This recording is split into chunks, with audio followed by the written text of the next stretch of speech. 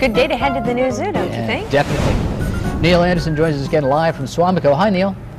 Hey, good morning. Well, of course, the morning's starting out here at the zoo, and the zookeepers are going through their daily routines, and so are the animals. If you look behind me, we have Zuri. Now, she's going through some training procedures, and this is done every day to go ahead and not only train her to be able to do some hoof trimming, medical procedures, and of course, you can take a look at her weight. She weighs in at 1,320 pounds, and back in March of '06, she was only 840 pounds. So she's growing, and one of the things, like I said, that we're doing is we're getting her prepared to be able to go through a number of procedures so that then hopefully down the road she can be bred again, and we'll be able to monitor some blood levels and things like that. But one of the things that we do is, you can see, we squeeze this into the side like this, and that keeps her stationary. This is a giraffe tamer system. Now, one of the things that both the staff and our veterinarian has also done is, and this is nice because we've got doors on the back of this, and you can see she's in here in a stable position. But we could go ahead and open this up, and say if we had to go ahead and help assist during the birthing process, we'd be able to shift her in here, and we'd have access to that, and then we'd want to make sure that she's comfortable in here and us working around. Now, this takes a good year or so just to be able to do this type of procedure and get her accustomed to this.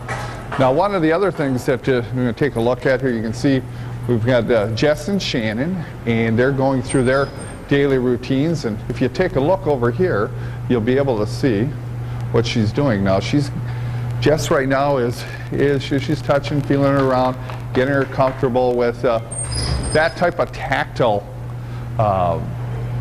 procedures, in case, like say we wanted to go ahead and say we wanted to do an ultrasound, we'd be able to do that. That's what Jess did. And you see Shannon is off the front here. She's working. We want them to get real comfortable with us being able to go ahead and just get our hands on these animals. You got to remember, giraffes, although they're social animals, usually a giraffe, usually they stay, I mean, they're in a herd, but a real loose herd environment, and they normally don't like to be next to each other.